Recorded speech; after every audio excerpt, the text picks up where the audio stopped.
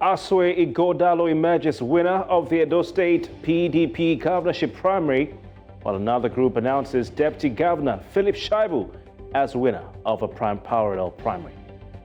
Kano State High Court overturns suspension of Rabiu Kwankwaso, the leader of the new Nigeria People's Party. Lagos Governor Babajide Sanwo-Olu reduces working days of public servants as part of plans to cushion the cost of living crisis or the effect of the cost of living crisis on residents of the state. Let's take headlines from outside Nigeria. A former Nigerian head of state, Yakubu Gowon, calls for the lifting of sanctions on coup-hit countries ahead of an emergency head of states meeting in the region. The Libya government strikes deal with militias as the armed groups agree to leave the capital, Tripoli. Well, those are the headlines. How about the show? Tonight on Politics HQ, it's a showdown in Edo State today as Nigeria's two biggest political parties hold their primaries, and the political temperature couldn't be any higher. Already there have been controversial developments. We'll bring you up to speed with the latest and, of course, provide analysis. We also look forward to tomorrow's Labour Party Edo governorship primary, and we'll try to understand what led to the arrest of the party's national chairman, Julius Saburi. The man who wrote the petition against him was supposed to be our guest this evening, and we hope maybe along the line to have him. My name is Kofi Bartels. You're watching Politics HQ.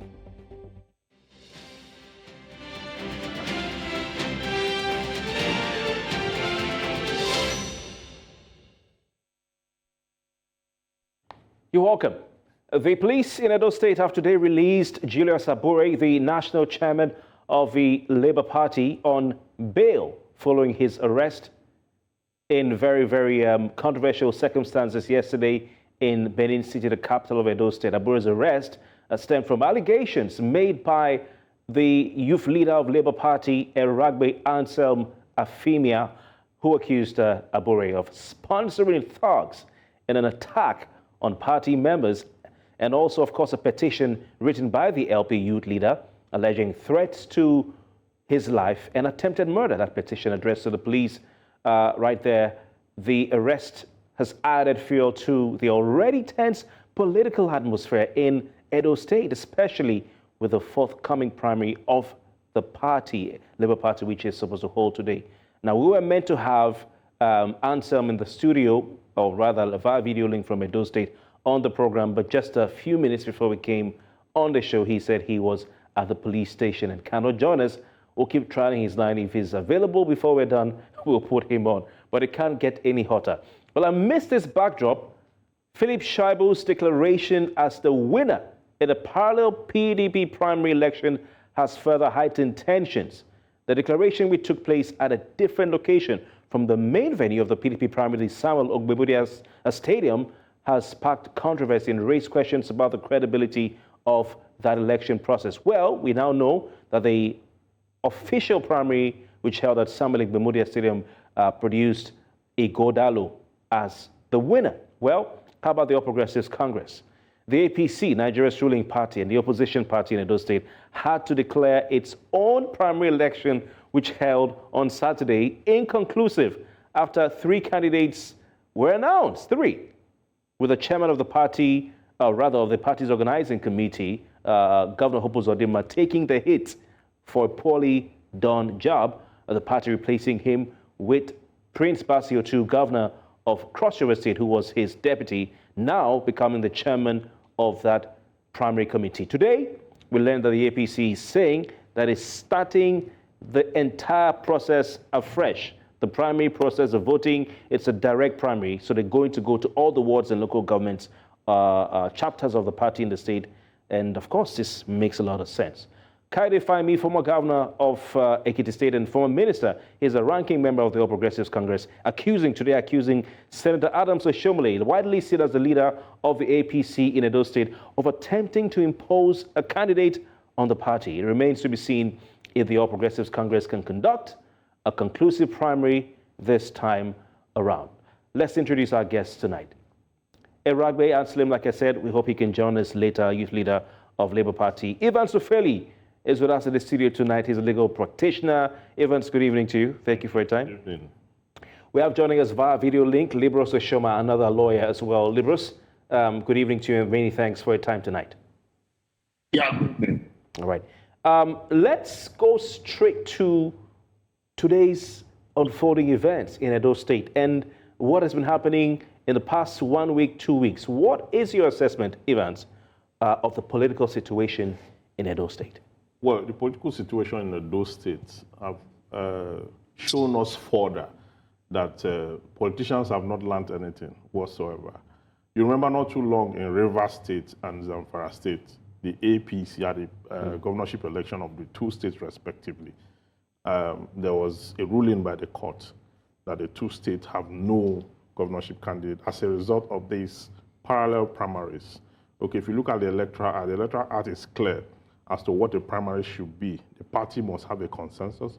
The party must be able to organize itself in such a way that they organize the primaries that will be witnessed by INEC, endorsed by INEC, and all that. But what you see politicians do is they begin to have parallels. So, okay, from the PDP to the APC, the stories are the same. The PDP today, we saw that 2 persons emerged.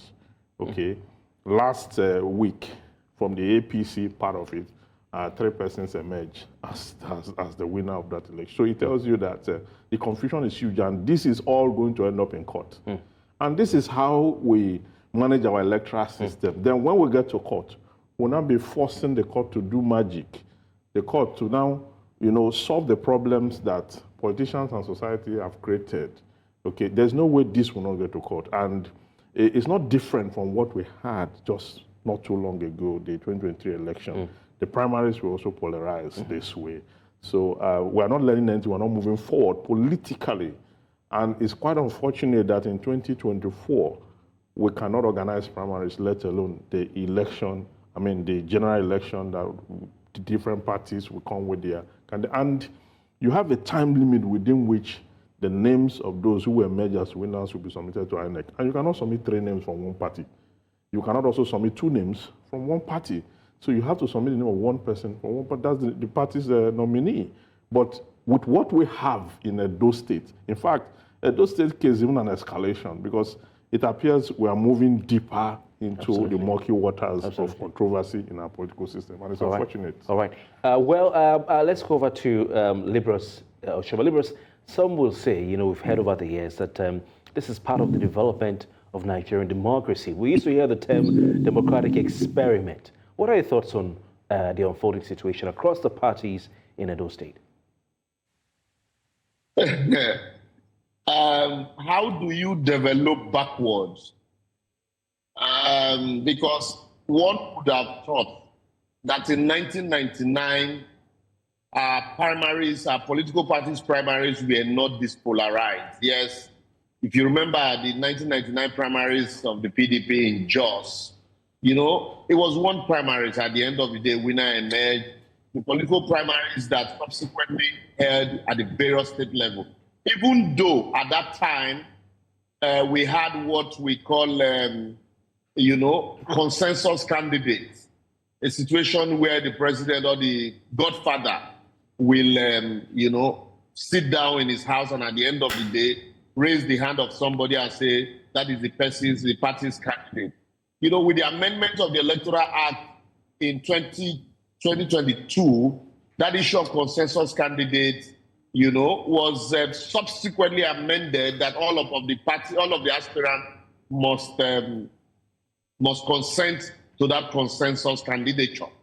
So one would expect that in line with the amendment that we are progressing, but unfortunately what we see is this fact that people who preached against godfatherism are now the ones imposing candidates, people who emerged by virtue of popular will and mandate of the people, and now those who are imposing candidature.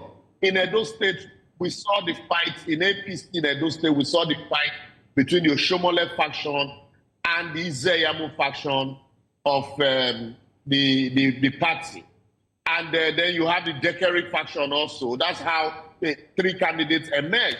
But the party in its wisdom happened for the first time appointed a returning officer for the primaries, which they never used to do, decided that since the party primaries, a returning officer was appointed and that there was no need to allow the chairman usurp the powers of a returning officer.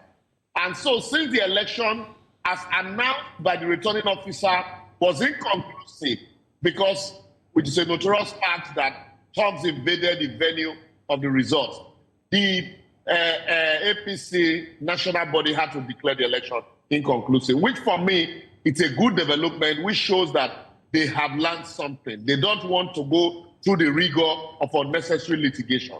All right. Then for the PDP, yes, we'll come back to the PDP and other parties shortly. Sorry to interject the Labourers, but I want to take your thoughts on, let's start from the Labour Party, gentlemen, which is holding its primary tomorrow. Yes. It's been a controversy. We all saw the images of Julius Abure sitting on the floor. I mean, he's your legal colleague, because the debate has been about whether the police did the right thing. Some are saying, you know what, Abure has to answer for his accusations. He resisted arrest. They found, weapons on him. Therefore, they had a right, to force him or to drag him or to push him or whatever happened, because they saw some blows and all that. I'll come back to you, Ivan. So what's your take on the manner in which Julius Abure was arrested? He was arrested based on a petition written by the youth leader of his own political party, with accusations and allegations that he threatened his life, and he mobilized some hoodlums against party members. That was the allegation contained in the petition.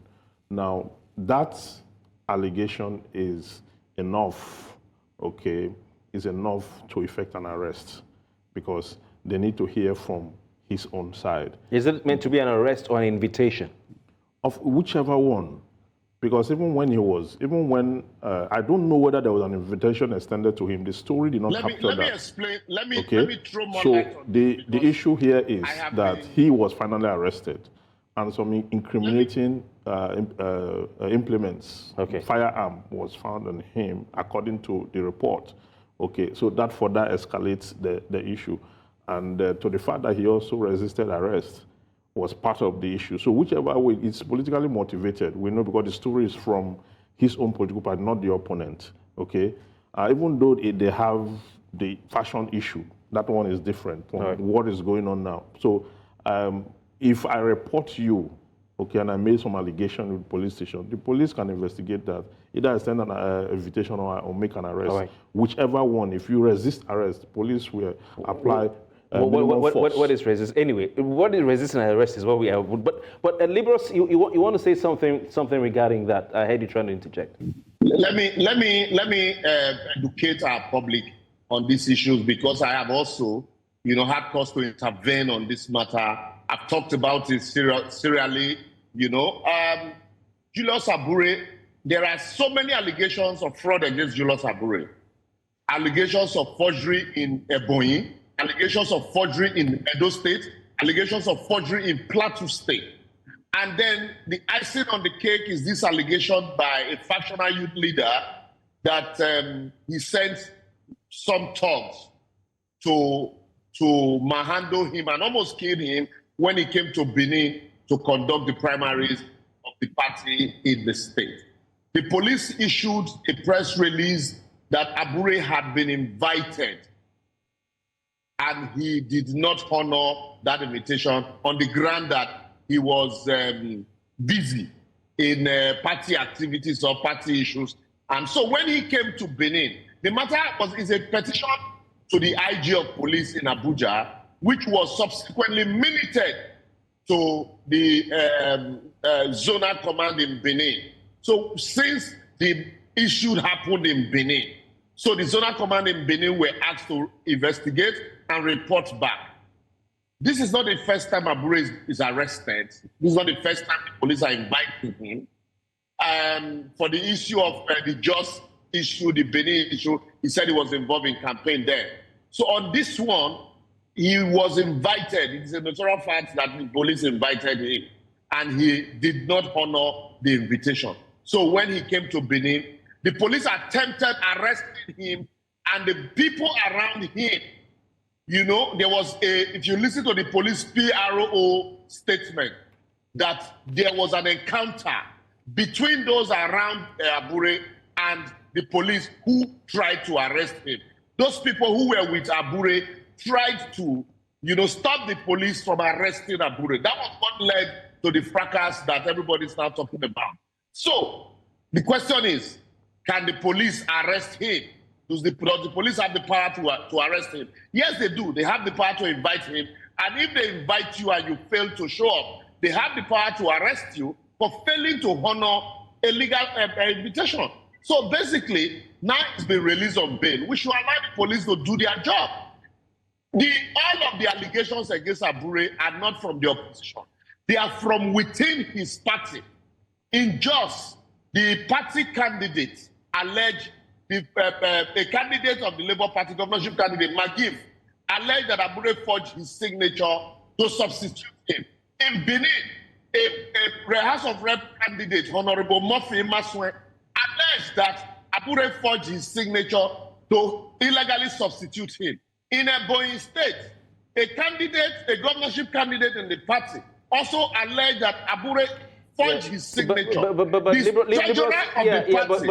said, these are allegations, Liberals. You asked me a question. Yes, I just want to interject. I'm so sorry, but these allegations are in there. Should we not take them with a pinch of salt? Wait, you said what? These allegations. Should we make any implications or imply anything about Abure from mere allegations? You didn't even allow me to finish. The national treasurer of the party. The national treasurer of the party came out in public, issued press releases, granted interviews, alleging that Abure forged signature of the late national chairman of the party, and that all the financials of the party during the campaign, she does not know anything about it, even though she's a treasurer. All of these are allegations. So there are so many allegations that will still come as far as Labour Party is concerned. So what this basically is showing is that all of the parties are the same. They have, like Evans has said, they have learned nothing and they are not moving. You know, this is not democracy, really. This is the rule of one man. I'm waiting for you to land on the point I made, Liberals. Yeah, waiting for you to land, make the point to answer the question I asked. Because when you list all these allegations back to back with the energy you've done, the implication seems to be sounds like Abure did something wrong, when these are simply allegations by some people who may be his opponents, people who are in the political arena like him. Someone says Ole in the marketplace, then we all call the person thief. And yeah. The question I will ask you is, when there are allegations to the police, is it not proper for the police to call the other party to hear the other side of the party? Is that not the essence of an invitation? Preliminary investigation to establish that there is indeed these allegations, that this petition, there is meat or truth in this petition. Once that a preliminary investigation is conducted and the facts are established, the police has a right to extend the invitation. So if the police now extend the invitation, is it also not statutory right for the other party to honor the invitation? So in this case, basically, the allegations are many and they keep coming every day. That's what I'm telling you. When the allegations becomes one okay, so are you saying the allegations are many? We can no longer just wish them away. Okay. When they become one too many, especially one of forgery and threat to life, you can't wish them away and take them with a pinch of salt. All right, I want to come back to Evans. Abure was in Abuja on the day, I think it's December 28 or 29, when Anselm alleged that he was almost killed and Abure tried to kill him. I want to refer to a statement here by a member of the Labour Party. I'm talking about, this is, sorry, I'm just going to get the name now. The caucus leader of a caucus I think in Edo State, his name is Alpha Mogene. Now he says that it was a dehumanizing, cruel, and an affront to democratic principles. Yes. And he asked a very important question. He said there's no justification for the manner in which the police carried out the untimely and misleading arrest of the LP National Chairman. If there was a need to take Barrister Abure into custody, they could have done it in a simple manner. He said, it is highly unlikely, and this is my thesis in the question, that the national chairman of either the ruling All Progressives Congress or the People's Democratic Party would endure a similar treatment at the hands of the Nigeria Police Force. Do you agree with that? Well, the circumstance, if the circumstances are the same, if invitation have been extended, and this other person you called his name now is saying that it couldn't have been possible because Abure was in Abuja. Okay, if that were the case, all Abure need to do is to honor the invitation, go there, put it in his statement, plead alibi in his statement that he couldn't have done that when he was not in. Mr. Afamogene says it is highly unlikely that the national chairman of either the All Progressives Congress or the People's Democratic Party would endure similar treatment at the hands of the Nigeria Police Force. Okay, do you agree with him? Okay, what he's trying to say is that perhaps the LP leader is being treated that way because it's LP, that if it were to be the APC or the PDP, it's unlikely that. Do you agree with him? I don't agree. Okay. I don't agree because if the APC man, okay, is in the same shoe of Abure and had been invited and refused to honor the invitation, and these allegations are still lingering, okay, the next thing the police will do is to go to arrest. It does not matter who. You feel Ganduje will be arrested in such a manner? Of course. Why? Why won't he be arrested? All right. Except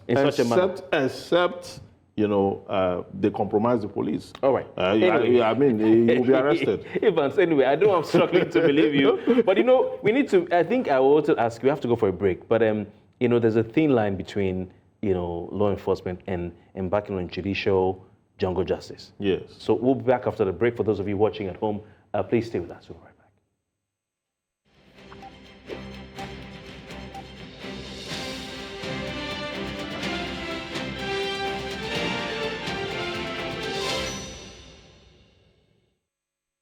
Welcome back. It's still Politics HQ, Radio News Central Television. I'm Kofi Bartel. Stay with us tonight. Ivan Sufeli and Liberal Oshiomole, both eminent legal practitioners. Of course, we're trying to understand and analyze the unfolding political developments in Edo State, where the political parties are embarking on their internal processes to elect who will fly their flags in the September Edo governorship election.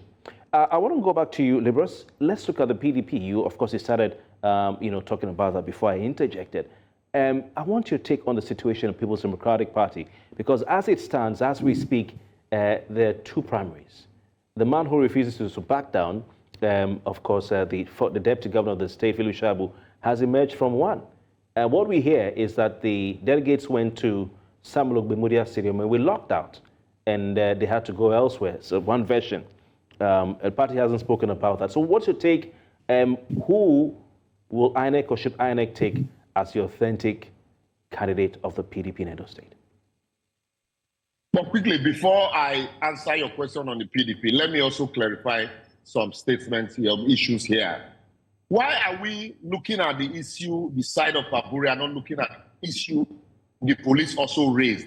That in an attempt to arrest Abure, that people attacked people who were with Abure, attacked the police and tried to stop the police from effecting the arrest. And that was what led to the fracas that you saw. And that not that the police intentionally went to manhandle Abure. Why are we not listening to the side of the police in all of this?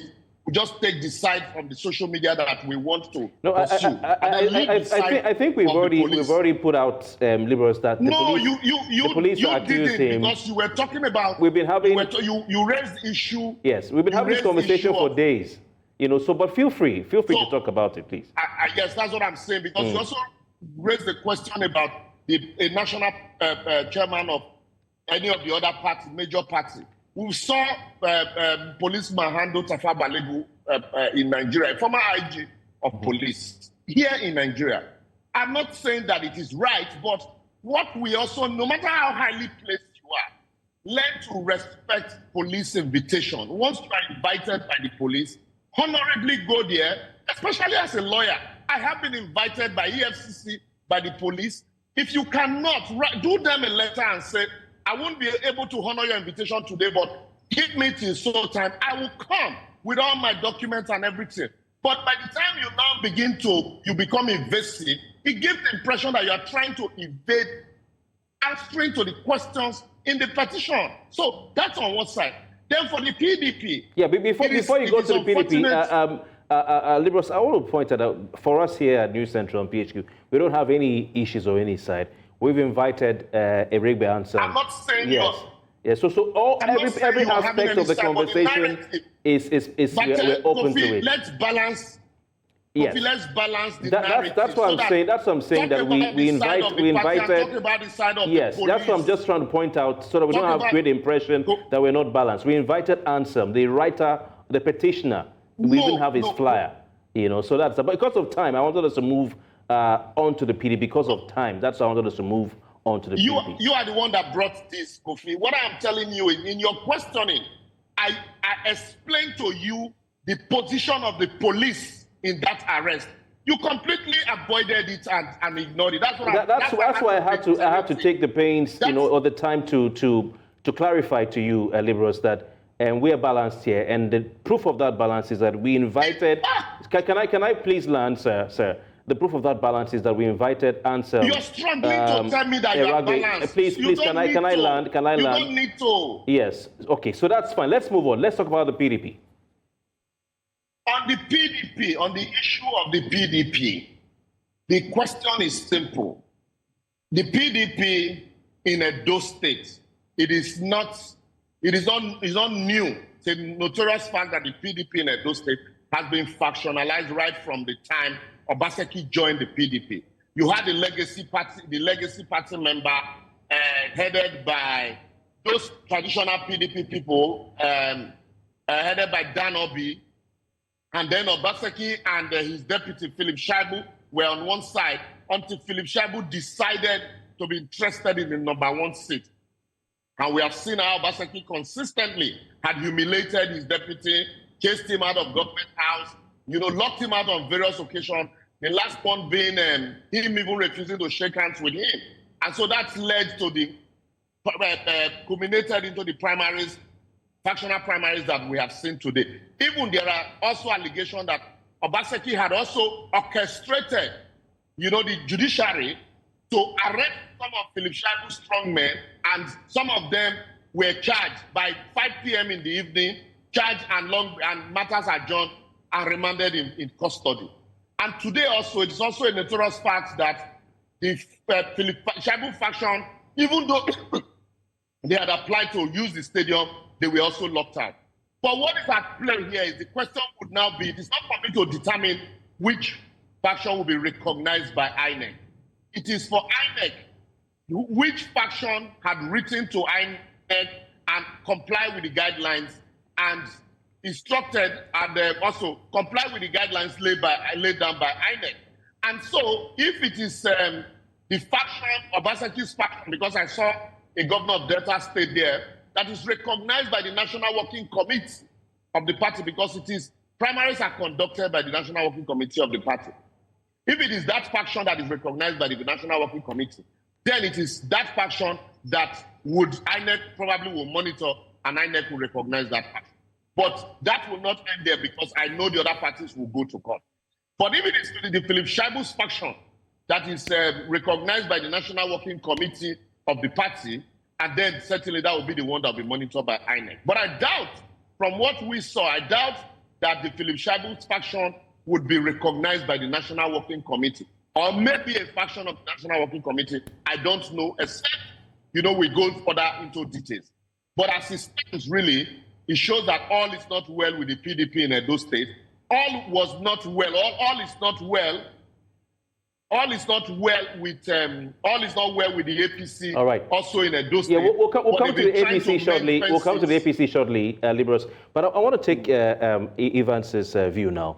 What do you expect to happen going forward now that Shaibu is saying, and it's reported, even though my producer or my head of news has told me there's no parallel primary, but it's all over. Everybody's saying that's a parallel because it was held side by side. Yes, and two people emerged. Yeah, but anyway, it's open to you to decide what to call it. What do you expect to happen going forward as far as the PDP is concerned? Well, what I expect to happen is that they are standing on a cliff. They are running a dangerous risk. And this is the time that the Labour Party should put its house in order. Because in Edo State, the PDP and the APC, the way they are going, they may not have a governorship candidate given by the precedents of the court in the past. Okay, because you see, once there's division among party members and you are having parallel primaries, and there's further division among the National Working Committee, okay, what it means is that there's division all over, and that is where the court will hit the gavel.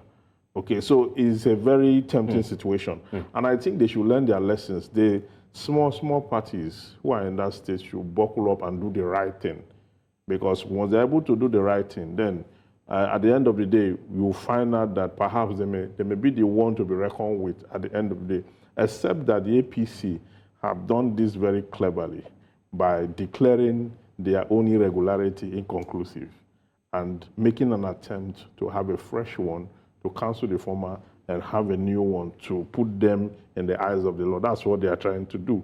But the APC, even though that happened today, we've not seen any attempt to correct the defect already laid down, because both sides had delegates. Okay, we'll come back to the APC shortly. But Liberals, do you agree that what we're seeing play out in the PDP and by extension the APC, we'll come back to haunt them possibly? And events has reminded us of what happened in Zamfara State and in River State, which was really history in the making, where a political party was not on the ballot. So do you agree that this situation, these parallel primaries in court, if you want to call it that, will come back to haunt the parties come September 24? APC, we all know, didn't hold parallel primaries. What they did was one primary that produced different results, 3 results. But fortunately for them, the national body of the party immediately, having discovered the defect, immediately, are trying to correct. And I am also aware that they are collating their result now. They also, decided to redo the primaries today, and results are being collated. I had followed the news also, because if the APC had insisted on that sham, they called primaries on Saturday, the fate that befell, the PDP in Zamfara, the APC in Zamfara and Rivers, in 2019, in 2015, it was 2019, would have just been the fate, would have sealed up the fate of the APC in Edo for 2024, yes. But unfortunately for them, they've suddenly realized their mistake and they are redoing it.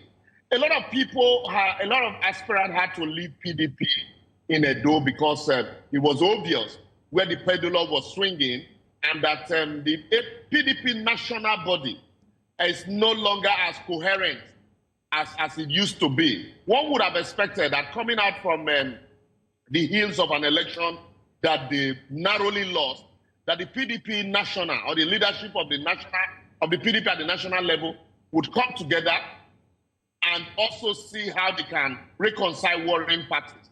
But some members of the PDP that left had accused the national body of unnecessarily or favorably leaning towards the governor. And so that's why you can see that the governor's primaries probably would end up as the one that will be recognized. But some members of the party will end up going to court to act as spoilers. So, and those are some of the booby traps that people now will now begin to look out for, which the PDP would have avoided. The same party that had just risen up from issuing ultimatum to the president that if he cannot fix the economy, he should resign.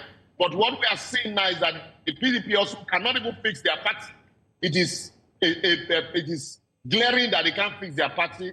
For a state as small as Edo State, they're already having a factional primaries. All right. And the Labour Party, from what we see of the petitions flying left and right against the national chairman of the Labour Party, it also seems as if the Labour Party is not even ready to win election. So that might leave, if the APC is able to put its house in order with the way they are going now, that might leave the Edo State for APC to overrun. Okay, quite interesting analysis. We'll look some more about at the People's Democratic Party and the APC when we come back from this commercial break. Please, for those of you watching at home, stay with us.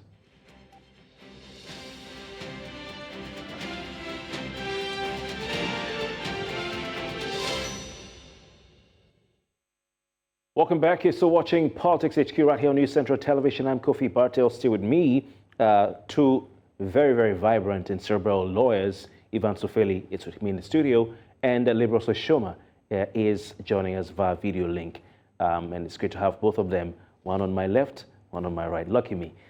Before we get back to the conversation with our guests, our correspondent has been in Benin City, the capital of Edo State, since last week. Bernard Akede, good evening to you. Thanks for joining us. Please bring us up to speed. Thank you for having me, Kofi, and I really have enjoyed the conversation from the studio. All right, please bring us up to speed with the latest as far as the primaries of the various parties in Edo State is concerned. Okay, Kofi, I'll jump straight to the, well, we already know what's been happening with the All Progressives Congress. But we basically were at the Samuel Gubernatorial Stadium where the PDP had their own primaries, at least one faction, as I've come to understand, because now I realized that there were two factions that had the primaries organized today. And in the faction, in the primaries that was held today, you probably have seen already that Asue Godalo won. If at all there's a definition of landslide, the win he had was exactly what you would call a landslide victory. He won by about 577 votes. Okay, let me put it this way. First of all, there were 10 aspirants who were running for that particular position to be the party's flag bearer. Of those 10, 2 dropped off just this afternoon. And then the third one, a lady, gave her own mandate to Asue Godalo. So that leaves about 7. And then of those 7, the votes were cast. Asue Godalo got 577 votes, while Philip Shaibu got just 1 vote. And then all the other contestants had no votes. That's pretty much their brief version of what everything that happened. Obviously, Philip Shaibu was not at that particular venue during the election. I think him and one other candidate were absent at that particular event. We only later got to hear that him and his supporters tried to get access to the stadium, and they were not granted access, which led to them hosting, or rather holding, a parallel election somewhere else. As a matter of fact, we didn't know about that until about the end of the election that was held at the stadium, because we were all in there covering what was going on right there. We also heard that the APC were also holding their own today as well, simultaneously with the PDP's elections. And I got to hear, I haven't confirmed yet, but I got to hear that even that didn't end well. So it's been a day of, primary elections in Edo State with different stories coming out of different places. As a matter of fact, the whole week, rather, has been quite a political week for Edo State.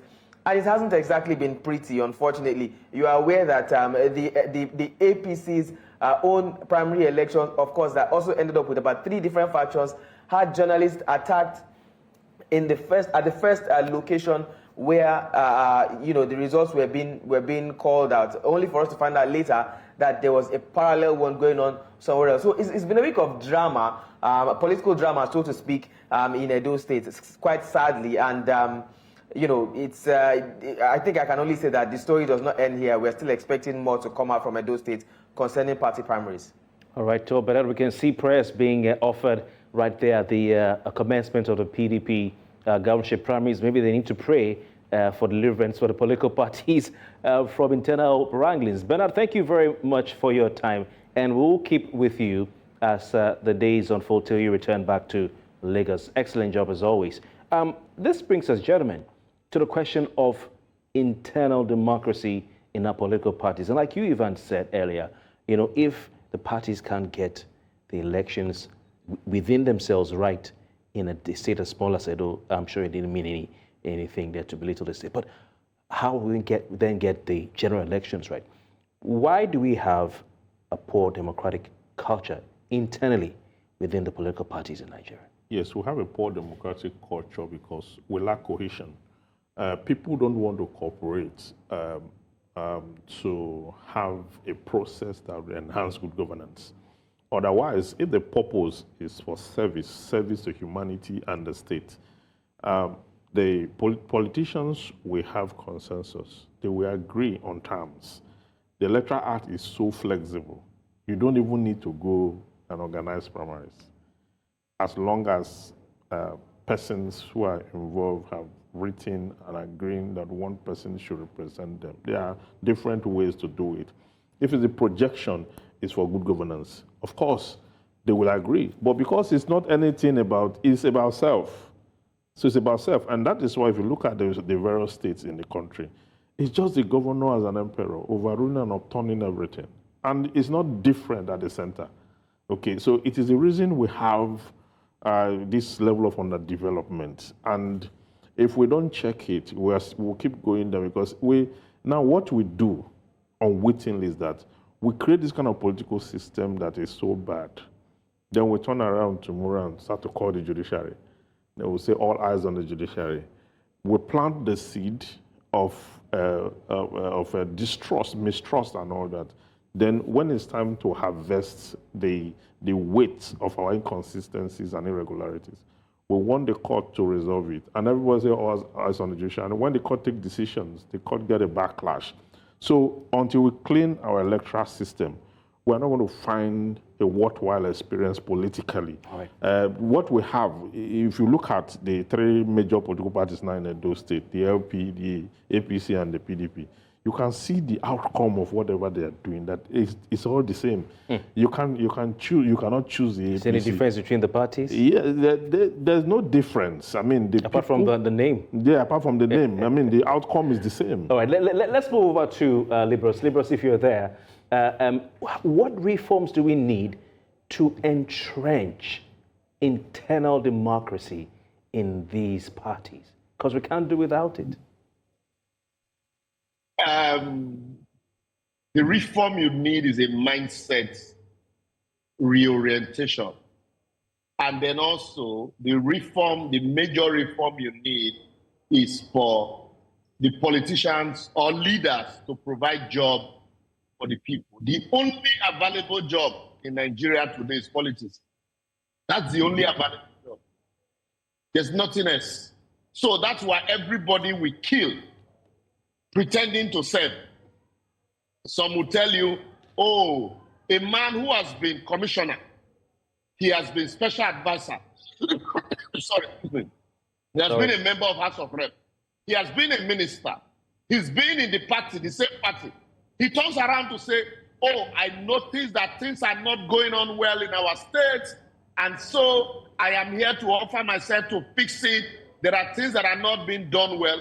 Meanwhile, he's been at the echelon of decision-making all the while. And he's now exonerating himself. Just the same way you say Mr. President exonerates himself from the mistakes of Buhari, even though they are members of the same party. Just the same way you will see a president telling you, it is my party that promised, I didn't promise. Just the same way you see young people who are jobless will do everything to become SA, SSA, SSA, SSA to the SSA, to the governor. Interesting thought. I just want to chip in here a quick one. Basically, what we need is if Nigeria today is what, if jobs are provided, and the states are working effectively, nobody will want to kill or die. Liberals, interesting thoughts you've raised, mindset, reorientation, and of course, provide jobs. Evans, in 1 minute, do we need to, some have said we should outsource our elections in Nigeria, no more INEC, bring the United Nations or ECOWAS or something. We need to take the power to organize party primaries away from the parties and say, INEC, organize those elections?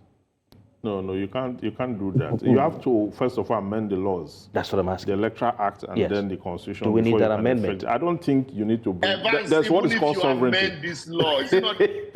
Because the parties are proving that they're incapable of conducting the internal elections. No, that's what they call sovereignty. You cannot bring the UN or any other, outsource it to any other institution outside the country to conduct it for us. What we should do is to reform our electoral system. And that reform will be that we have to ensure that nobody is punished for electoral offense. Even the man in Adamawa that declared someone winner during the pendency of an election the one who declared has not been punished. Binani. Yes, has not been punished. So what do you tell the other person on this? No one is convicted. But we have to go. We have to go. I want to thank you. It's been an enthralling conversation. Ivan Sofeli, thank you very much for your time tonight. It's been great to have you in the studio. Yes. Of course, also, Libros Oshoma, it's been good having you via video link. Next time we'll have you in the studio. Thank you so very kindly for your time tonight. My pleasure. All right. And that's the size of our package, surrounded by, fantastic analysts. I know you've had a great time. It's been a whirlwind week on Politics HQ, but one thing we can assure you of is we'll be back next week talking about the big stories in Nigeria politics. My name is Kofi Bartels. Good night.